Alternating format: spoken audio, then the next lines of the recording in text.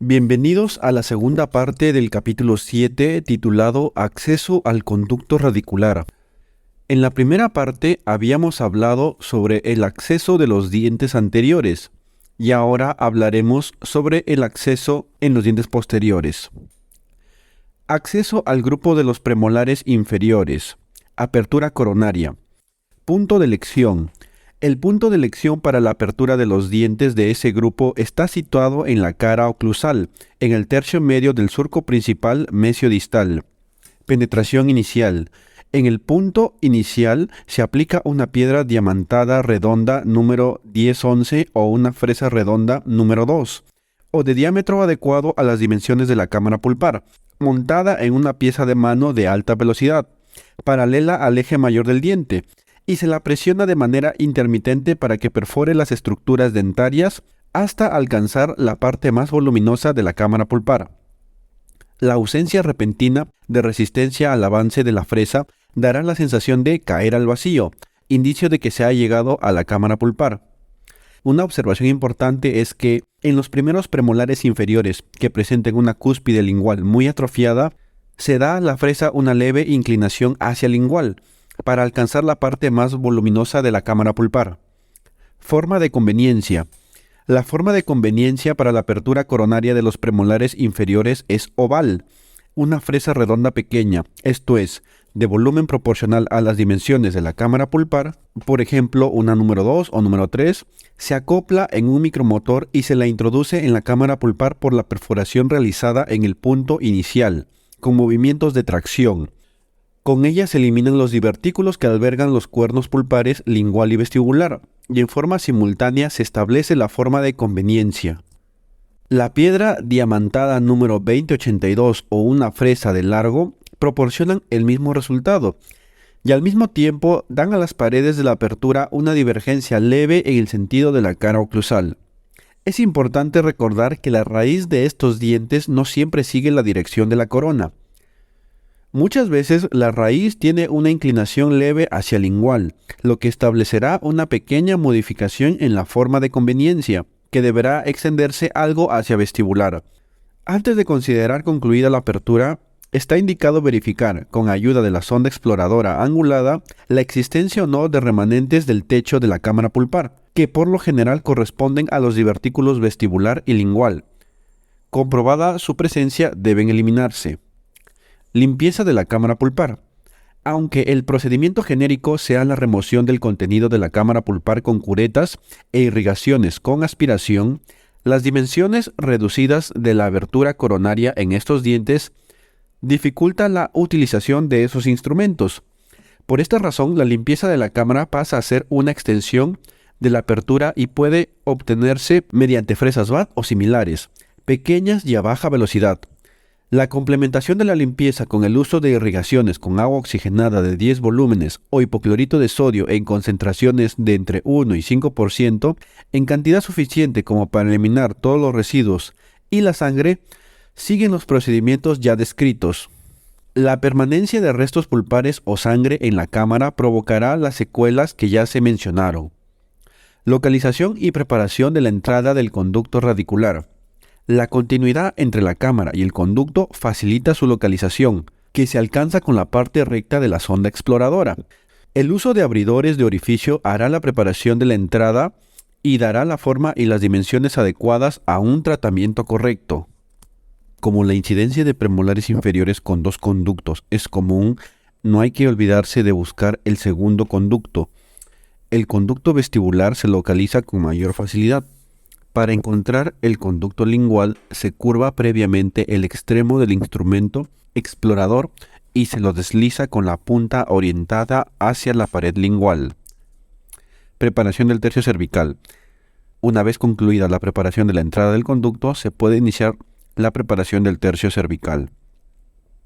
Acceso al grupo de los premolares superiores. Apertura coronaria. Punto de elección. El punto de elección para la apertura coronaria de los premolares superiores está situado en la cara oclusal, en el tercio medio del surco principal mesiodistal. Penetración inicial. En el punto inicial se aplica una piedra diamantada número 10-12 o una fresa redonda número 2, o del diámetro adecuado a las dimensiones de la cámara pulpar, montada en una pieza de mano de alta velocidad y con una inclinación leve para que pueda alcanzar la parte más voluminosa de la cámara pulpar que se halla sobre la entrada del conducto palatino. Se la presiona de manera intermitente para que perfore las estructuras dentarias. La ausencia repentina de resistencia al avance de la fresa dará la sensación de caer al vacío, indicio de que se ha llegado a la cámara pulpar. Forma de conveniencia. La forma de conveniencia para los dientes de este grupo es una elipse con el eje mayor en sentido vestíbulo-palatino. A través de la perforación inicial se lleva hasta la cámara pulpar una fresa redonda pequeña, compatible con las dimensiones de la cámara pulpar. Por ejemplo, una fresa número 2 o número 3, montada en un micromotor y con movimientos de tracción, se elimina el divertículo que alberga al cuerno pulpar palatino. A continuación, también con movimientos desde adentro de la cámara pulpar hacia afuera, la fresa se tracciona y se la orienta en sentido vestibular hasta que también retire el divertículo vestibular. De a poco se va aumentando la cavidad de acceso y la forma de conveniencia irá surgiendo como consecuencia de la eliminación del techo de la cámara pulpar. Para lograr la forma de conveniencia, también sería posible utilizar una piedra diamantada número 2082 o una fresa de largo o una endo Z. Una de estas, deslizada sobre las paredes de la cavidad con la punta inactiva colocada dentro de la cámara pulpar, podrá proporcionar la forma de conveniencia adecuada y al mismo tiempo dar a las paredes de la apertura una ligera divergencia hacia la cara oclusal. En dientes que presentan la cámara pulpar muy retraída, la distancia entre la superficie oclusal y el techo de la cámara puede ser mayor que el de las fresas usadas de manera habitual. En esos casos es necesario usar fresas de tallo largo. La longitud vestíbulo-palatina de la apertura deberá ser un poco mayor que la de la cámara pulpar. En dientes que presentan conductos convergentes hacia apical, la disposición de los mangos de los instrumentos exploradores indicará si la amplitud de la apertura es la correcta. Si los mangos convergen, la apertura es insuficiente. Si quedan divergentes, la dimensión vestíbulo-palatina de la cavidad de acceso es la adecuada.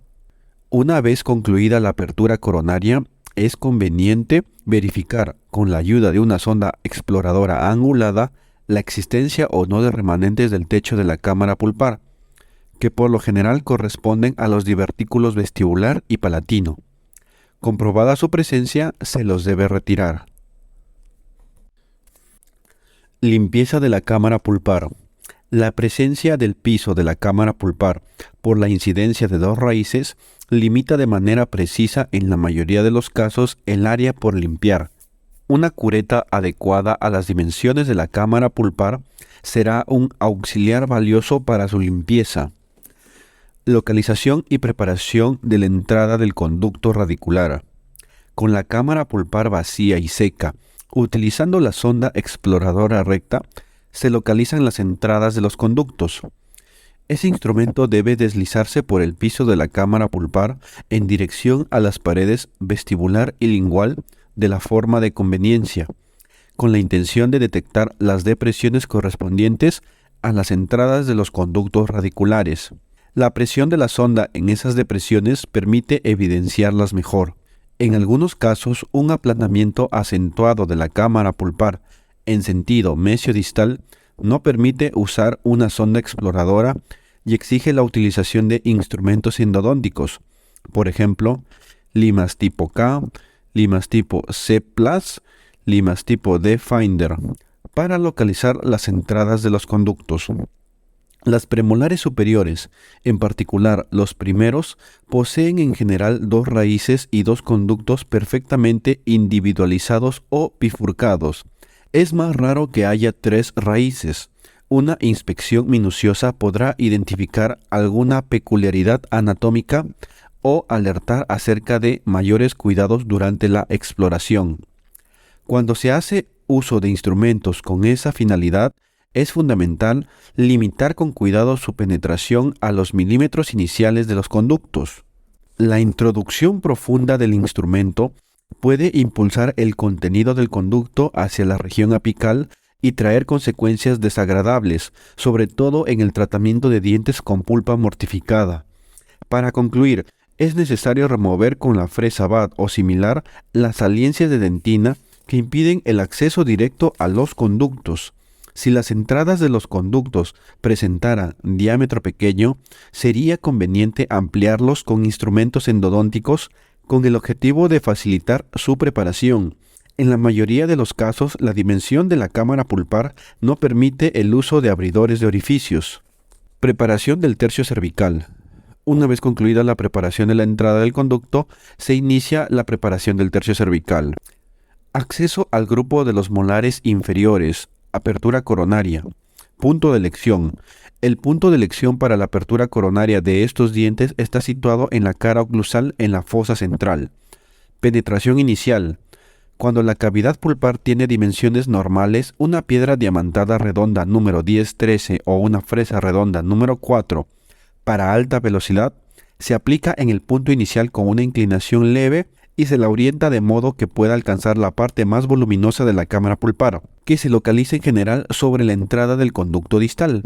Esa dirección busca evitar que la fresa toque el piso de la cámara pulpar y altere su convexidad natural.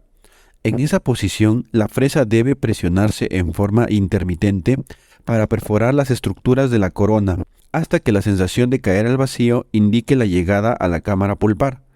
Cuando la distancia entre el techo y el piso de la cámara pulpar es muy reducida, lo que elimina las evidencias de la porción más voluminosa y reduce la sensación de caer al vacío, hay grandes posibilidades de dañar el piso. En esos casos, antes de la perforación inicial, se puede preparar en la dentina un esbozo de cavidad de apertura y a partir del piso proceder con la conducta habitual. Otra alternativa sería remover con una fresa redonda de tamaño adecuado y por capas la dentina restante, avanzando poco a poco hasta llegar a la cavidad pulpar. Sea mediante la primera técnica o mediante la segunda, proceda de la siguiente manera para regular la profundidad de la fresa. 1. Escoja un borde de referencia en la radiografía preoperatoria del diente en tratamiento. 2. Mida la distancia entre este borde y el piso de la cámara pulpar, por ejemplo 8 milímetros. 3. Inserte un tope en la fresa que usará, calibrándolo en la distancia medida, que como dijimos para el ejemplo fue de 8 milímetros. Y 4. Esta será la medida de penetración máxima de la fresa. Forma de conveniencia. En los dientes posteriores en los que la visibilidad está muy reducida, la forma de conveniencia, similar a la forma del techo de la cámara pulpar, es importante para facilitar la localización de la entrada de los conductos. La forma de conveniencia para la apertura de los molares inferiores es la de un trapecio, con la base mayor hacia mesial y la base menor hacia distal, y se obtendrá con la eliminación del techo de la cámara. Con una fresa redonda de tamaño compatible con las dimensiones de la cámara pulpar, por ejemplo una número 3 o número 4, montada en un micromotor y llevada hasta la cámara pulpar mediante la perforación inicial, se remueve con movimientos de tracción la porción del techo que aloja al cuerno distal. A continuación, con los mismos movimientos, la fresa se lleva en el sentido de las cúspides mesiales hasta que se remueva la parte del techo que cubre los divertículos en esa área. A medida que se va aumentando la cavidad de apertura, surge su forma. Para concluir la forma de conveniencia, es conveniente utilizar una piedra diamantada número 2082 o una fresa endoseta. Con la punta inactiva colocada dentro de la cámara pulpar y deslizándola con suavidad contra las paredes de la cavidad, se puede proporcionar un acabado mejor y al mismo tiempo dar a las paredes una divergencia leve en sentido oclusal, lo cual facilitará la localización y la ulterior la preparación de los conductos. Si fuese necesario, será de mucha utilidad generar una divergencia mayor en la pared mesial. Sin exagerar, desgaste lo suficiente como para tener un buen acceso. De ser necesario, sacrifique parte de la corona, pero no sacrifique a la endodoncia. Concluida la apertura coronaria, es indispensable verificar, con el auxilio de una sonda exploradora angulada, la existencia de remanentes del techo de la cámara pulpar. en especial de los ángulos del trapecio donde estaban los divertículos. Una vez detectados, deben eliminarse con instrumentos rotatorios. Atención, la forma de conveniencia para la apertura de los molares deberá corresponder a la proyección del techo de la cámara pulpar sobre la cara oclusal del diente. La gran variación anatómica de la cámara pulpar de los molares torna inviable la adopción de una figura geométrica patrón para la apertura. El análisis de la morfología de la cara oclusal de la corona podrá ayudar en su determinación. La forma trapezoidal recomendada es solo una de las posibilidades y se la estableció como modelo didáctico. Limpieza de la cámara pulpar. Con el uso repetido de una cureta de dimensiones adecuadas, el contenido de la cámara pulpar se elimina poco a poco. La limpieza se complementa con la irrigación con agua oxigenada de 10 volúmenes o hipoclorito de sodio de entre 1 y 5% en cantidad suficiente como para eliminar por completo los restos pulpares, detritos y sangre. Toda negligencia en este procedimiento podrá generar el oscurecimiento de la corona dentinaria. Localización y preparación de la entrada del conducto radicular. Con la cámara pulpar limpia y seca, puntos hemorrágicos u oscuros localizados en los ángulos pulpoaxiales del piso revelarán casi siempre las entradas de los conductos. El uso de la sonda exploradora recta y afilada confirmará su localización. Cuando hay dudas en cuanto a la localización, la sonda debe deslizarse por el piso de la cámara pulpar hasta percibir la presencia de depresiones que corresponden a las entradas de los conductos. La sonda exploradora presionada las demarcará en forma adecuada para permitir que los instrumentos endodónticos alcancen los conductos con mayor facilidad. Muchas veces las entradas de los conductos mesiales están situadas bajo una convexidad de la pared mesial de la cámara pulpar. Esta localización y la orientación dada a la sonda exploradora, que trabaja de mesial a distal, dificultan la identificación de esas entradas. En esas circunstancias es necesario invertir la orientación del instrumento explorador y usarlo de distal hacia mesial. La convexidad de las paredes dentinarias, que oculta la entrada de los conductos mesiales, impone grandes dificultades para la instrumentación y por esa razón debe eliminarse, llamado esto desgaste compensatorio. Este desgaste se hace con el auxilio de una piedra diamantada número 2082, de una fresa BAT o de una fresa endoseta. Incluso bajo esta óptica, el diámetro reducido de esas entradas dificulta el tratamiento y por ese motivo debe ampliarse con ayuda de los abridores de orificios. La remoción de la convexidad y la ampliación del embudo de entrada proporcionan el acceso menos tortuoso hasta el tercio apical o hasta la primera curva del conducto, lo que facilita la preparación del tercio cervical y el tratamiento. Cuando el conducto distal es único por sus dimensiones, su localización es casi siempre muy fácil y no requiere de los procedimientos mencionados. No obstante, cuando esto se hiciere necesario, la preparación se ejecutará con los mismos instrumentos. Alrededor del 36% de los molares inferiores posee dos conductos distales, uno vestibular y otro lingual. En algunos casos tienen un orificio de entrada único y se bifurcan de inmediato. La presencia de un conducto estrecho indica la posible existencia de otro. Las radiografías con diferentes angulaciones ayudan a identificarlos. Aunque con mucha frecuencia esos dos conductos presentan un foramen único, en cierto número de casos terminan en forámenes independientes.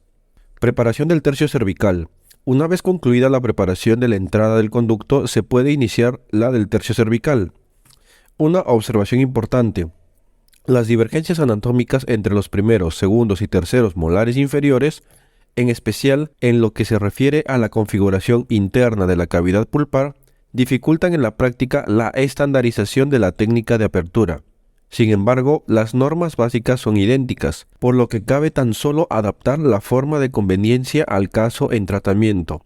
Las adecuaciones necesarias a cada diente deben depender de un examen radiográfico correcto y del juicio clínico. Acceso al grupo de los molares superiores. Apertura coronaria. Punto de elección. El punto de elección para la apertura de los molares superiores se localiza en la cara oclusal, en la fosa central. Penetración inicial. En dientes con cámara pulpar de dimensiones normales, la penetración se realiza con piedra diamantada redonda número 10-13 o una fresa número 4, montada en una pieza de mano de alta velocidad y aplicada en el punto de elección con una inclinación leve, de modo que pueda llegar hasta la parte más voluminosa de la pulpa, que se encuentra sobre la entrada del conducto palatino, bajo la cúspide mesiopalatina. La fresa se presiona en forma intermitente hasta perforar el esmalte y la dentina, hasta que la sensación de caer al vacío indique la llegada a la cámara pulpar. En caso de una cámara pulpar de dimensiones reducidas, el procedimiento por seguir es el mismo que para los molares inferiores. Forma de conveniencia. La apertura de los molares superiores debe tener la forma de un trapecio, con la base mayor hacia vestibular y la menor hacia palatino. Los ángulos del trapecio se localizarán cerca de los vértices de las cúspides mesiovestibular, distovestibular y mesiopalatina. Una fresa redonda de número compatible con las dimensiones de la cámara pulpar, por ejemplo, una número 3 o una número 4, montada en un micromotor, llevada hasta esta a través de la perforación inicial, con movimientos de tracción, eliminará parte del techo que aloja al cuerno pulpar palatino. A continuación, con los mismos movimientos, la fresa se lleva en el sentido de las cúspides distovestibular y mesiovestibular hasta que se remueva la parte del techo que cubre esa área. La forma de conveniencia se obtiene con la eliminación del techo de la cámara pulpar. A medida que va aumentando la cavidad de apertura, surge su forma. Este procedimiento se debe llevar a cabo con cautela para evitar daños al piso de la cámara pulpar. Para concluir la forma de conveniencia, es conveniente utilizar una piedra diamantada 2082 o una fresa endoseta. Con la piedra inactiva colocada dentro de la cámara pulpar y deslizándola con suavidad contra las paredes de la cavidad, se puede proporcionar un acabado mejor y al mismo tiempo dar a las paredes una divergencia leve en sentido oclusal, lo cual facilitará la localización y la preparación de los conductos. Si fuese necesario, será de mucha utilidad generar una divergencia mayor de las paredes mesial y o vestibular para reducir las dificultades de acceso. Con el uso de la parte angulada de la sonda exploradora será posible verificar la existencia de remanentes del techo de la cámara pulpar, en especial de los vértices del trapecio, que corresponden a los divertículos. De haber remanentes, deben eliminarse. Una observación importante. En los primeros molares superiores, el puente de esmalte que une las cúspides distovestibular y mesiopalatina deberá preservarse siempre que sea posible, pues constituye un elemento de refuerzo de su corona. Limpieza de la cámara pulpar. Como en los molares inferiores, el uso de curetas y de irrigaciones y aspiración con una solución irrigadora adecuada proporcionará la limpieza correcta de la cámara pulpar. Localización y preparación de la entrada del conducto radicular. Como en los molares inferiores, el examen cuidadoso del piso de la cámara pulpar posibilita la identificación de puntos rojos u oscuros, localizados en los ángulos pulpoaxiales del piso, que constituyen indicios de la entrada a los conductos. El deslizamiento de la extremidad recta de la sonda exploradora por el piso de la cámara pulpar, llevándola en dirección a los ángulos de la forma de conveniencia, permitirá sentir la presencia de depresiones, que corresponden a los conductos radiculares. Una vez puestas en evidencia esas entradas, la sonda deberá presionarse para demarcarlas en forma más adecuada. La amplitud y la posición del conducto palatino facilitan su localización y casi siempre dispensan de preparar su entrada. La localización del conducto distovestibular, aunque sus dimensiones son menores, se facilita por su inclinación. Al contrario de lo que sucede con los dos conductos anteriores y de manera muy similar a los conductos mesiales de los molares inferiores, la convexidad de la pared dentinaria y la inclinación de su entrada dificultan la localización del conducto mesiovestibular. Para encontrarlo, el instrumento explorador debe introducirse desde distal hacia mesial. Para mejorar el acceso a este conducto es imprescindible el uso de la fresa BAT, de la endoseta, de la piedra diamantada número 2082 o similar, para la ejecución del desgaste compensatorio. Cuando las entradas presentan dimensiones reducidas que crean dificultades para la concreción del tratamiento, es necesario ampliarlas, como ya se describió en el capítulo de localización y preparación de las entradas de los conductos.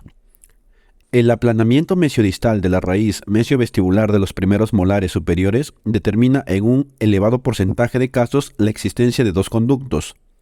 Eso puede producirse también en los segundos molares, aunque en un porcentaje menor. Cuando se presenta esa situación, el cuarto conducto estará localizado siempre en el lado mesial de la depresión que se extiende desde el conducto mesiovestibular hasta el palatino. Su calibre reducido hace difíciles tanto su localización como su preparación. Preparación del tercio cervical. Una vez concluida la preparación de la entrada del conducto, se puede iniciar la preparación del tercio cervical. Observaciones. 1. Las divergencias anatómicas, en especial en lo que se refiere a la configuración interna de la cavidad pulpar entre los primeros, segundos y terceros molares superiores, dificultan en la práctica la estandarización de esta técnica de apertura. Como se describió en el capítulo anterior, el aplanamiento de la corona de los segundos y terceros molares superiores resultan en dientes con cámaras pulpares diferentes de los primeros molares y con conductos ubicados en forma de triángulo isósceles o de triángulo escaleno. Sin embargo, las normas básicas son idénticas, por lo que cabe tan solo adaptar la forma de conveniencia para el caso en tratamiento. Las adaptaciones necesarias para cada diente dependen del examen radiográfico correcto y del juicio clínico. 2. Por razones didácticas, la enseñanza de las formas de apertura se realizó a partir de dientes con coronas íntegras. Aunque en la clínica la apertura de dientes con coronas en estas condiciones no sea una constante, el modelo utilizado aún es válido. En especial, la dirección de apertura y la forma de conveniencia son independientes del estado de la corona, dado que son determinadas por las dimensiones de la cámara pulpar y por la forma y dimensión de su techo. Con esto concluimos la segunda parte de este capítulo 7. El siguiente episodio será la tercera parte y probablemente la última de este capítulo, y se hablará netamente de la preparación del tercio cervical. Creemos nosotros que se ha destinado un tópico exclusivo a esto, ya que es un paso muy importante para que nuestros tratamientos de conducto sean seguros y no se compliquen en las primeras fases de nuestro tratamiento. Se hablará tanto de las técnicas como de los instrumentos usados. Hay que tener en cuenta también, colegas, que algunos de los instrumentos mencionados en este libro ya no son del uso común en la práctica clínica dental actual. Sin embargo, es importante conocer los fundamentos básicos como parte de nuestra cultura médica. Si te gustó el capítulo, dale like, comparte y comenta qué te pareció o si quieres que hagamos otro audiolibro de odontología.